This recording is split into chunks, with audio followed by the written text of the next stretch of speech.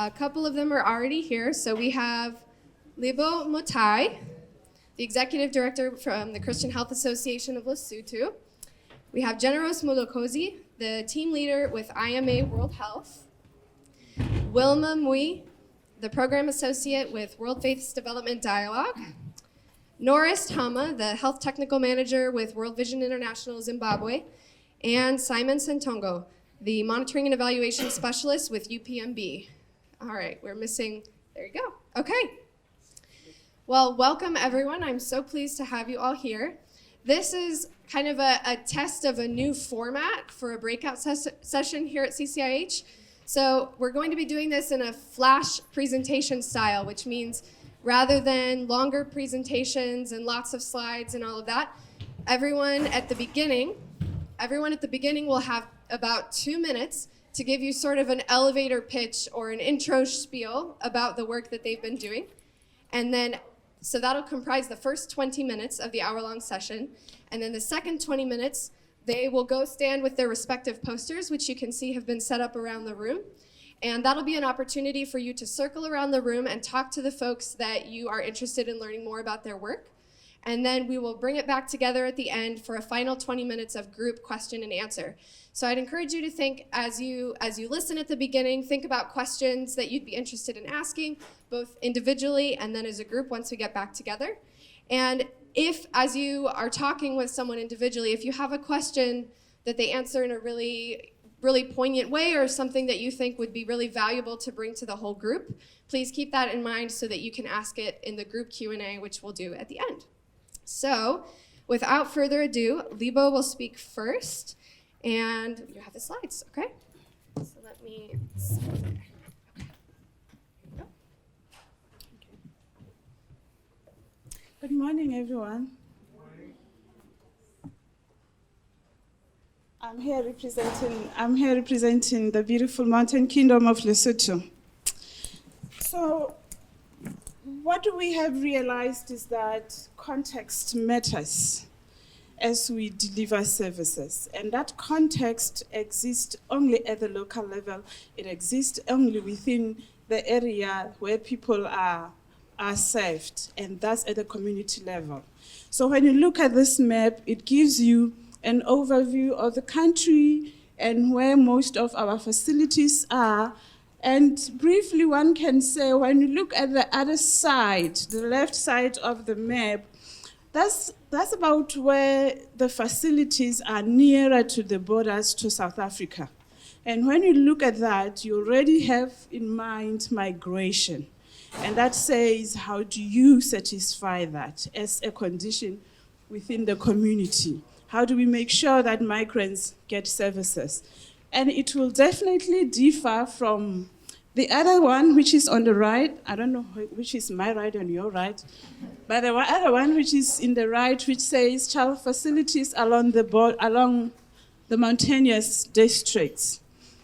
They are characterized by a difficult topography. They are difficult to reach. Communities there do not access those facilities because there is no road infrastructure. It is difficult to reach the facility. It is even difficult for the facility and the professionals themselves to go and reach the communities. So every time when you think of designing a program, when you think of how to best serve them, you need to think about that context. And as you're thinking about that context, it also assumes that one size will not fit all. As national health priorities are drawn and there is a strategic direction in terms of what the country wants to achieve, eventually, as CHAL, we zoom down and look into our different communities where facilities are and therefore contextualize that. Then this is where we're going to find different strategies to implement those priorities, where you're going to find different services and the different manner in which those services are provided. When you look at the border, near the border facilities, you're going to find that most of the time during Easter holidays, during Christmas holidays, when the migrants are back home, those facilities are open 24/7 because that's when those people are there, the refills are done, and they are able to access their services. And that's going to be different from any other area within the country. So this slide basically says we need to understand what the community requires and deliver that to them so that we remain responsive and relevant to those communities. And if we don't do that, we run into a risk of delivering services that are not necessarily used, and we're looking at low uptake of services, not thinking that it is because we're delivering to them what they do not need. So that's where the context comes in. But in basic ways, it says that health should not be the business of us. It is a business of the communities. Ours should be to enable that. We should serve as enablers, as facilitators. So we need to understand those communities and help them achieve what they want in terms, or what they need in terms of health within their areas.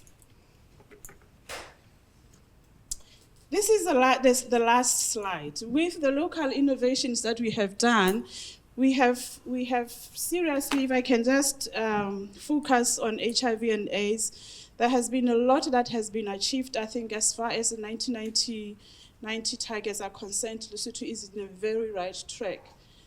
But we have realized that there are socioeconomic factors that kind of mitigate the impact that is supposed to be seen. We're still having gender-based violence, and which becomes a risk as far as HIV is concerned. We still find ourselves with yearly marriages, traditional initiation schools going into unsafer practices, and being difficult to access. As a result, we find people in those areas without services. They don't have treatment.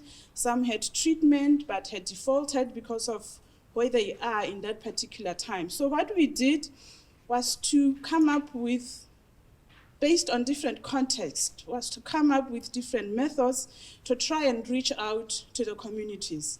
Do soccer tournaments, so that within a soccer tournament, you bring in the entire family. There's a father, there's a brother, there's a mother, and messages they get at the same time. They all understand and they all start conversations at home. And when you look at that graph, this is from the 2 districts where we piloted, and there was a project supporting there.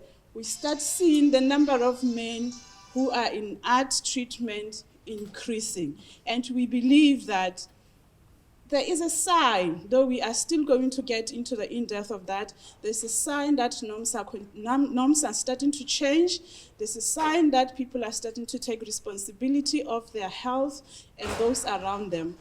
And as I end this, because this is the last slide, join us, work with us to get into the community's minds and hearts and empower them to make good decisions locally, because we believe that those local solutions will definitely be owned up and will be sustained, and therefore those problems will definitely be dealt with. Thank you very much.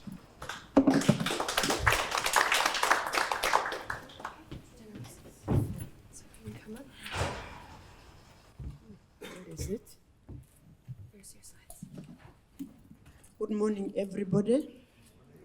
My name is General Murokozi. I'm presenting on ensuring people's empowerment in nutrition through home visits in Tanzania. So the picture you see is a community health worker visiting a caregiver in a home. So IMA, with funding from UK Aid, is implementing a 5-year project in 5 lake zone regions of Tanzania to improve nutrition, but also reduce stunting in children under 5 years. Stunting is a concern to us because it's a nutrition problem in Tanzania, affecting about 34% of children under 5 years. So this project is working in close collaboration with the government of Tanzania, mainly the local government authorities. So negotiation, home visit actually is the first ever being implemented in home visit being implemented in Tanzania on nutrition, and that's why we say it's innovative. Some home visits have been done in the past, but on other topics, not nutrition.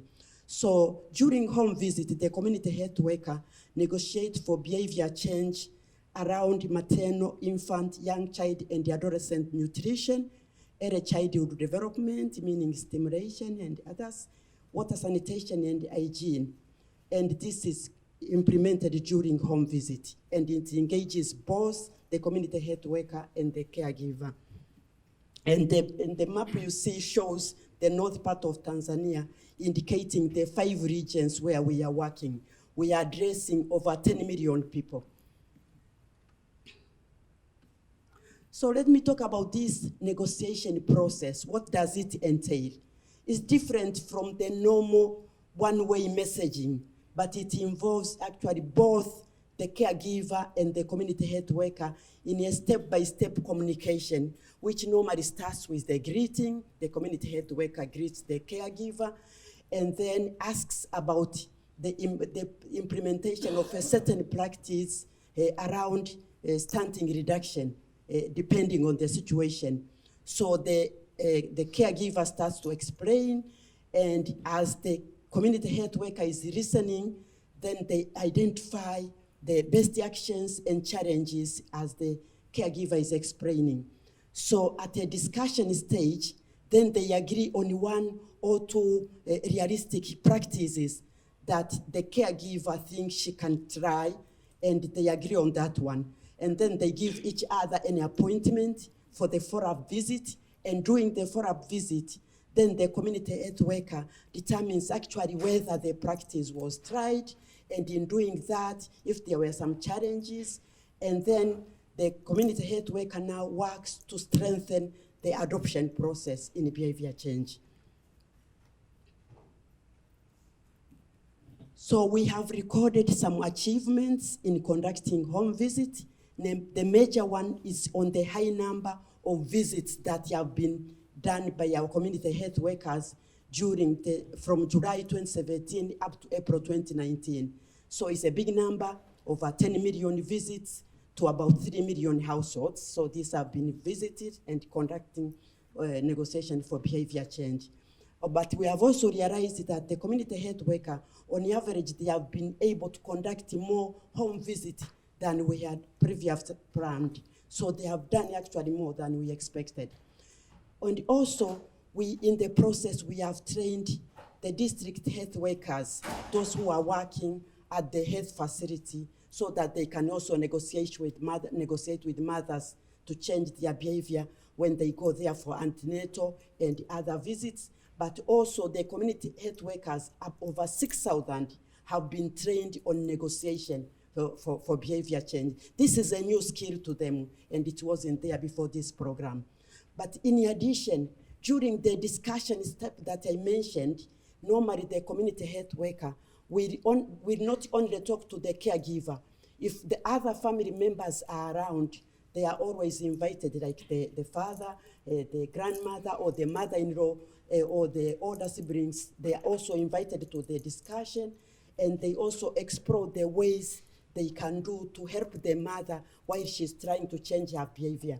For example, the father can be convinced to help the mother with household chores, like getting water, fetching water, or collecting firewood, so that she can have time maybe to breastfeed or to prepare complementary food. So by so doing, they also contribute in the success of the behavior change process. Thank you so much.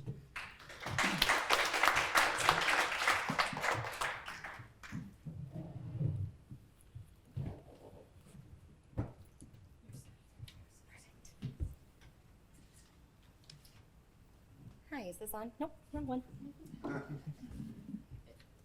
Hi, good morning, everyone. My name is Wilma Mui, and I'm with the World Faiths Development Dialogue, and I'm here to talk to you today about faith and universal health coverage and how we can strengthen secular religious partnerships. So what is universal health coverage? The WH definition is up on the screen, and it's a little bit confusing, but it distills down into everyone having access to quality health care, but not going into financial hardship because of it. So a couple of key facts, about half of the world's population doesn't have access to the full package of essential health services. Additionally, 100 million people are forced into extreme poverty due to healthcare costs. So what does this mean in practice? What does this mean on the ground?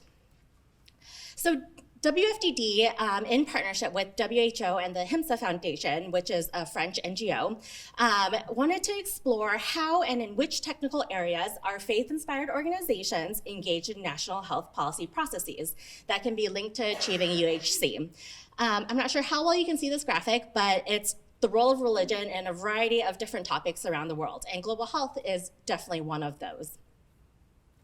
So, in our research, we conducted desk research as well as in-depth interviews with a variety of organizations. In selecting our organizations, we wanted to achieve geographic diversity, so we wanted to go beyond the local and regional context and see if we could find trends on a global level. It was also very important for WHO and our organizations to have a variety of faith traditions represented. So these are some of the organizations that were selected for this study. So ultimately, what do we want to achieve? We want to be able to draw conclusions that are generalizable and useful for WHO member states, as well as provide recommendations in working with faith-inspired organizations in national health planning and decision-making processes. And lastly, and most importantly, we want to be able to have a more inclusive approach to achieving UHC. So I'm looking forward to chatting with you more about it during the poster session.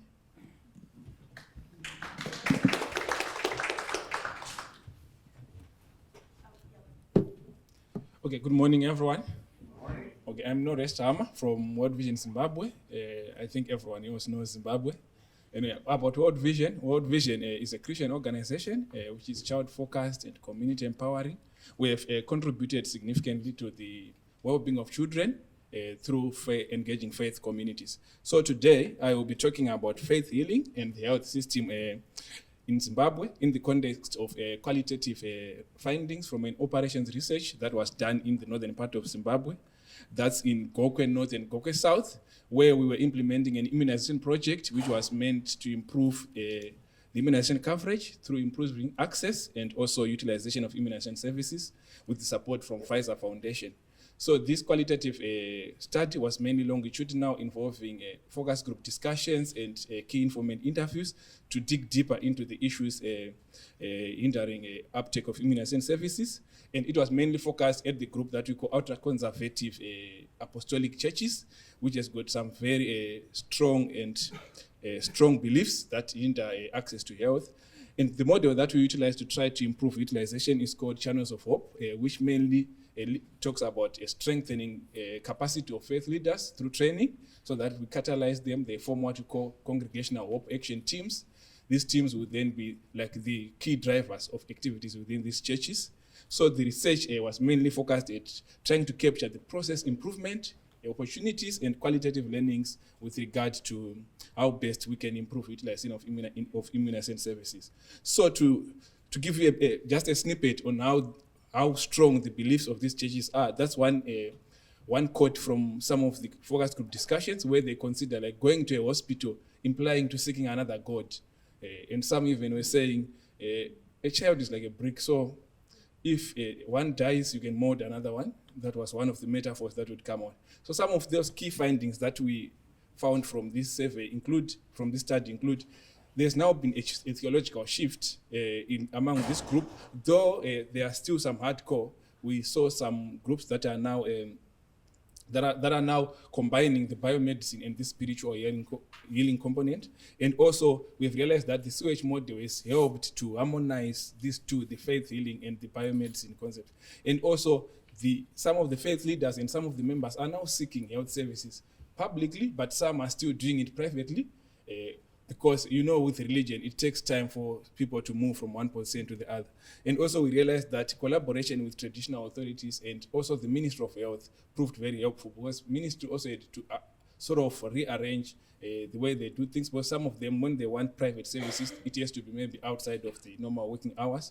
But it also went with some challenges. There was minimal involvement of males, even from the sample that we interviewed. Most of them were females. Men, we are slow to take up things, though also we saw that there was an issue of the need to recognize the apostolic leaders who are mainly men.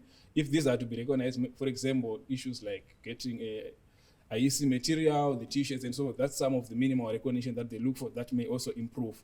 That's one thing that then came in. And also increasing adolescent and youth participation, because we realize if you focus more on leaders, it's mainly the adults. Then since these churches, most of them, they don't read the Bible, so there's also need to simplify this theological material so that we have something that they can easily use. As I conclude, this was mainly qualitative study, but we also have data from the project baseline and evaluation survey, which also supports some of the qualitative findings that we found that among this ultra-conservative group, not the whole project, but among this cohort only, the ultra-conservative group, we saw an increase of 23% in the mean coverage over this 2-year period. That's from 43% to 66%, which was a very significant improvement. And having said that, we are seeing this progress, but there's still a lot to be done with regard to these ultra-conservative groups. I think we'll talk more when we visit our poster. Thank you.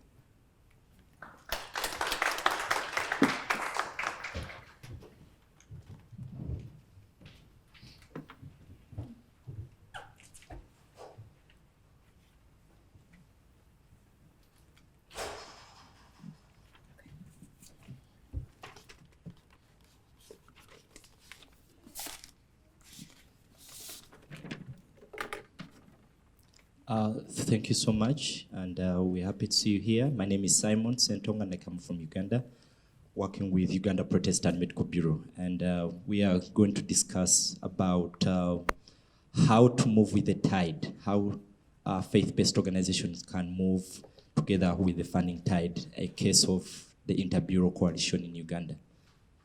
And previously, the faith-based organization in Uganda had an opportunity to receive direct funding from PEPFAR. However, from the recent funding cycle, and due to the changes about the strategy of regionalization in the country, faith-based opportunities actually lost out on the direct funding from the donors. So we didn't have to sit down and sit back and try to wonder how we are going to contribute to epidemic control. And what this slide talks about is our burden as a country. We have made great strides towards achieving the different 90s or the different 95s. And currently, the first 90, we are looking at people living with HIV who know their status, and averagely, the country is at 81 as from the previous year. And then those who are on treatment, we are currently at the coverage of 72%. And then people living with HIV who are virologically suppressed, we are at 56. There's a gap there. So we as faith-based organization, we were thinking how we can contribute to the reduction of this gap. So what we did is to form the Inter-Bureau Coalition. And as you can have on your briefs, there is a brief on how it was formed early in 2018. When we lost out on the funding, we said, how do we contribute to the reduction of the gap?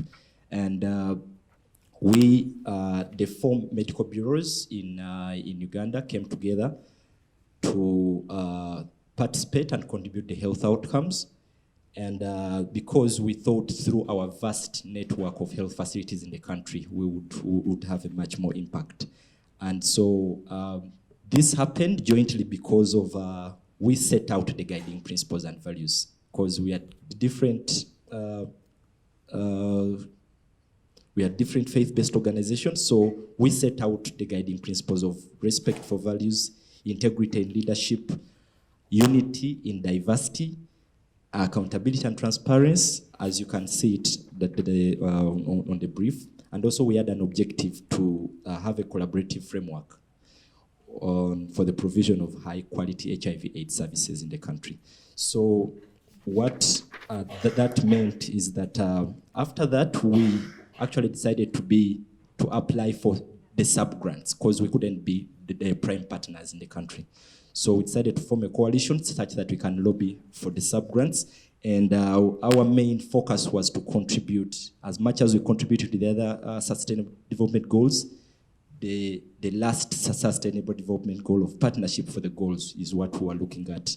And so that meant that before then, the map would have been very white without any representation for the faith-based or IBC directly contributing to the efforts. But now, the green region we formed the regional blocks where each partner bureau can take lead of the interest of the other bureaus. So if I'm in the West and I'm Uganda Protestant Medical Bureau, I can take care of the interest of the other medical bureaus and the facilities in that region. So in green are the regional blocks, which are being led by Uganda Protestant Medical Bureau, and in blue are those that are being led by the Uganda Catholic Medical Bureau in the country. Otherwise, it would have been all white. So, and then we are not creating a parallel system. We are using the existing structures, working through the district health office and also the church. We are having our facilities and also their local church engaged. And we are also trying to have a strengthened interaction with the implementing partners and the funding agencies, as well as working with the Ministry of Health in the country. Thank you so much. So the poster there, right there, it's just a case of the northeastern region where we are having a sub-grant by the AIDS support organization with funding from CDC. And so it's just to push out the message that we can ride along with the changing funding tide in the countries. Thank you so much.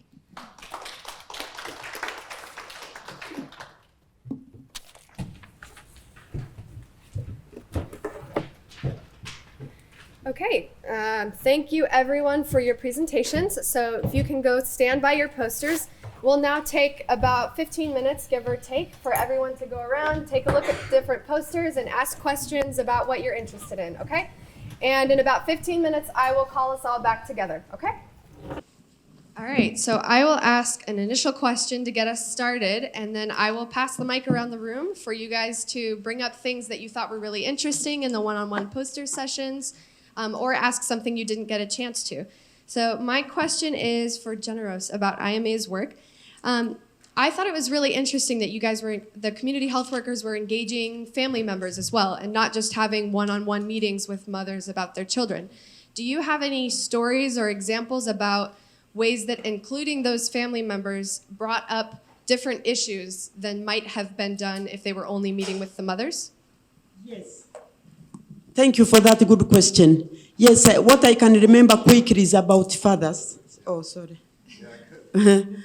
Okay. So what I can quickly remember is about fathers. In the past, before we started this project, most fathers in that area, they were not used to help their wives during pregnancy or lactation. They didn't see the importance because according to the culture, that is the women's job.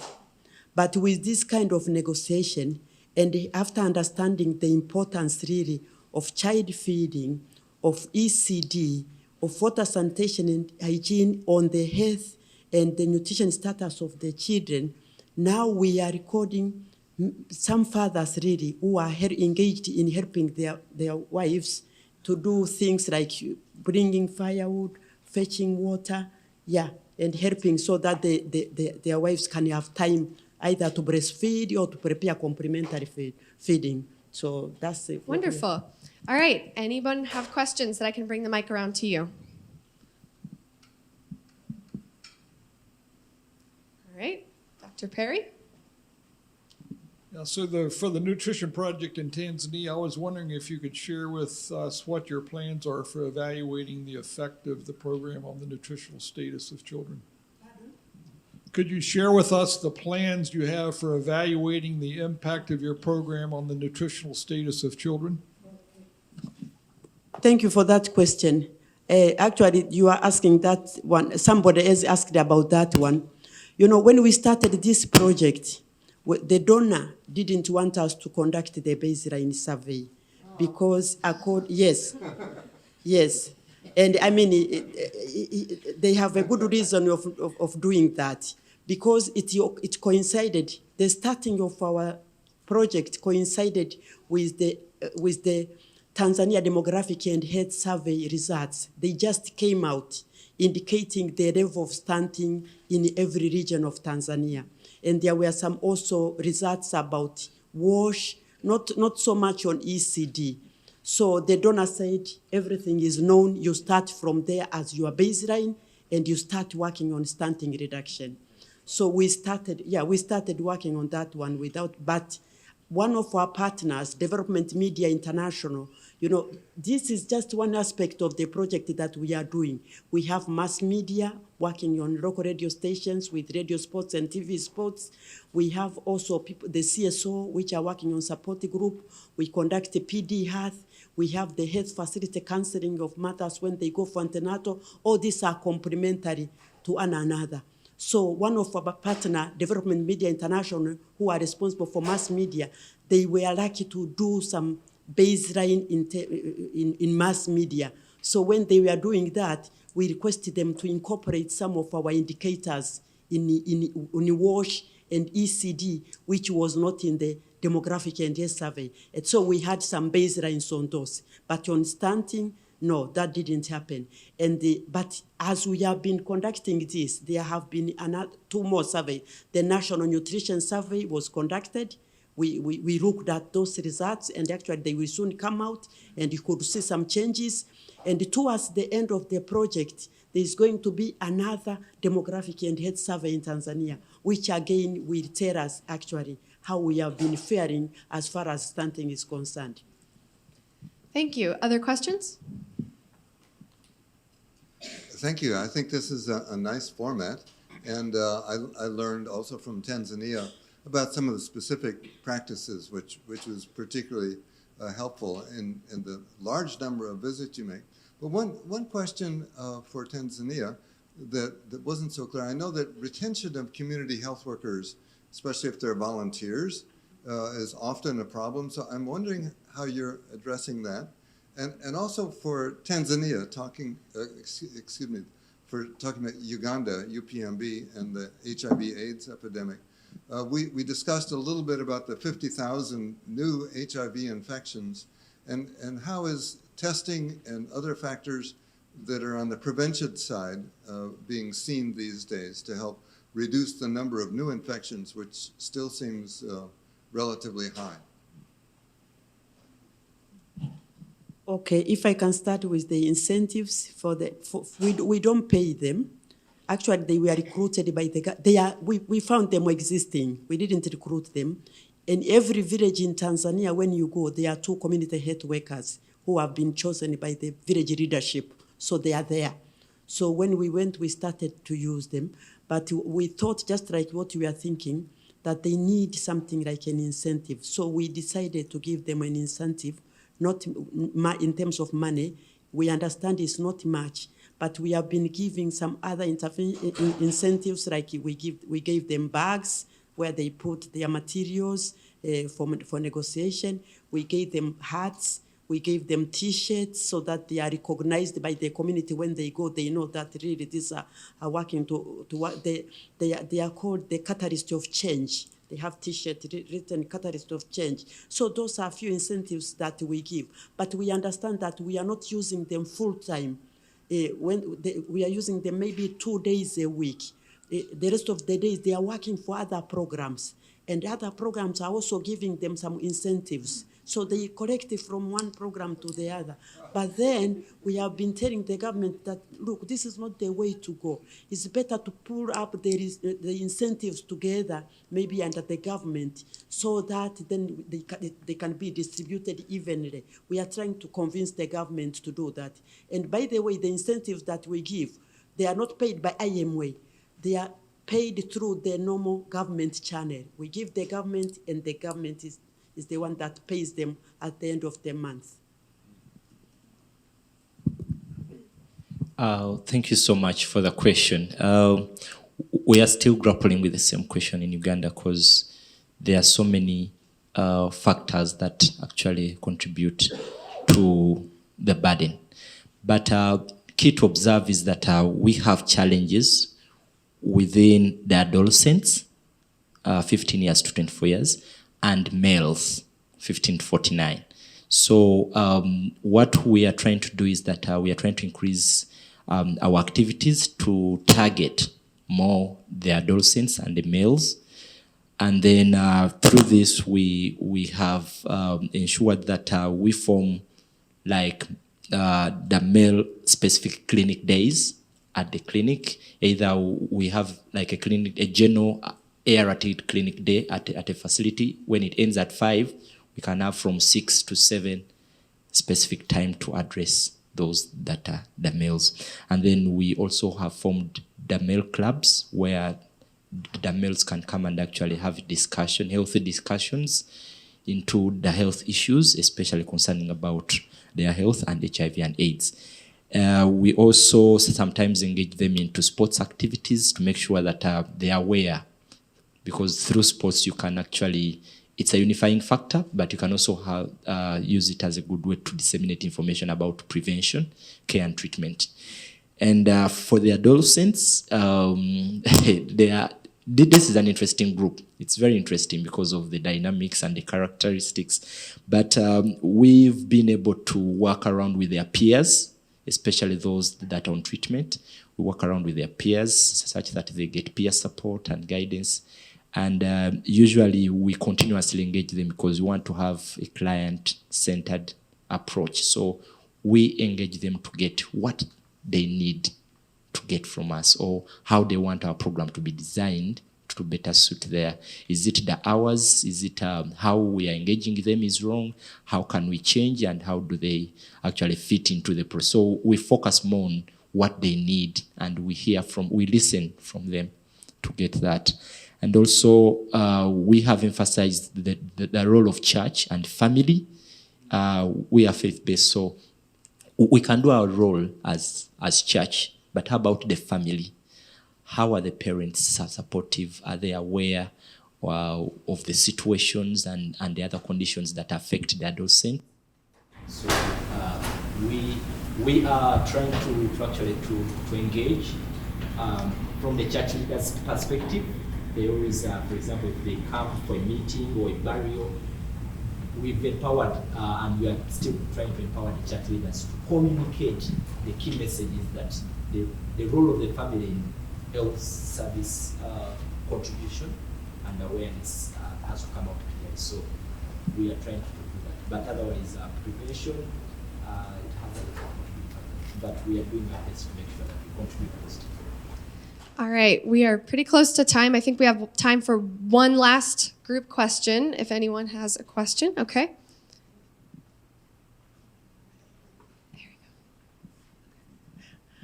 Thank you for your presentation and the fantastic posters. One of the things that I was most interested in is the church or faith-based organization in universal health coverage. And one of the things is that I would like for us to remember that, churches and faith-based, anyway, from churches that I know of, have been into primary health care and universal health coverage long before now. So it would be very important for us to get some of those documents, some of those things that are happening in faith-based organizations, of how we were reaching out to those communities that were isolated, like the person from Lesotho explained. Like all of you talk about, we need to make sure that we can document that as you talk about faith and universal health coverage. Thank you.